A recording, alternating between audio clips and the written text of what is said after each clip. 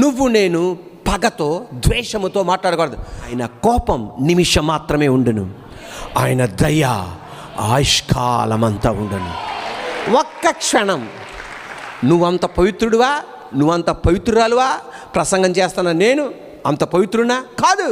మన అందరిలో మన ఎవరినైతే ద్వేషముతో మాట్లాడుతున్నామో వేరే కోణములో మనలో కూడా అది ఉంది, వేరే కోణములో మనలో కూడా ఉంది, వేరే కోణములో నాలో కూడా ఉంది.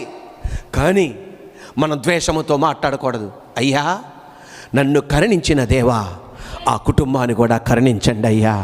నా ఇంటిలో ఉన్న కుమారుని కరుణించిన దేవా, ఆ కుమారుని కూడా కరుణించండి ప్రభువా. కొంతమంది అంటారంటే, నేను నిన్ను క్షమిస్తానా, కానీ నువ్వు చేసింది మాత్రం నా హృదయంలో ఉంది, మర్చిపోలేను, నేను మర్చిపోలేను. నిన్ను ఎప్పుడు చూసినా నాకు గుర్తుకొచ్చేస్తుంది అంటుంటాం. అదే కనుక దేవుడు కూడా అలా అనుంటే నీ పని ఏమైపోయేది? అదే దేవుడు కనుక నా గురించి అంటే ఎలాగైపోయేది మన జీవితం? ఇక్కడ నుండి ప్రసంగం చేయగలిగిన వాడినా కాదు. మాటల ద్వారా, క్రియల ద్వారా, చేష్టల ద్వారా, ఇచ్చి పుచ్చుకోవటాల ద్వారా ఏదో నష్టం కలిగింది. We have a two short life. మనకి చాలా స్వల్ప కాలం ఈ లోకములో మనం బతకడానికి దేవుడు మనకు అనుగ్రహించాడు.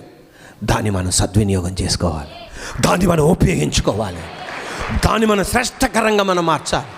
దేవుని స్తోత్రం, హల్లెలూయా. ఒక్క రోజే మనం పర్ఫెక్ట్ అవ్వలేము, కానీ దేవుని మహిమను మనం చూపెట్టబోతున్నాం. దేవుడు మన ద్వారా మహిమ పొందబోతున్నాడు. దేవుని కృప మన మీద ఉంటుంది, దేవుని దయ మన మీద ఉంటుంది. ఏ మాటలు పలకూడదు? ద్వేష మాటలు పలకూడదు. క్షమించడానికి మన హృదయం దేవుడు తెరువును గాక, మన మనసును దేవుడు తెరువును గాక, మన ఆలోచనలు దేవుడు తెరువును గాక. లుదియా హృదయాన్ని తెరిచినట్లుగా క్షమించడానికి దేవుడు కార్యం చేయను గాక. భార్య భర్తల మధ్య క్షమాపణ కలుగును గాక, క్షమించే హృదయం దేవుడు కలిగించను గాక.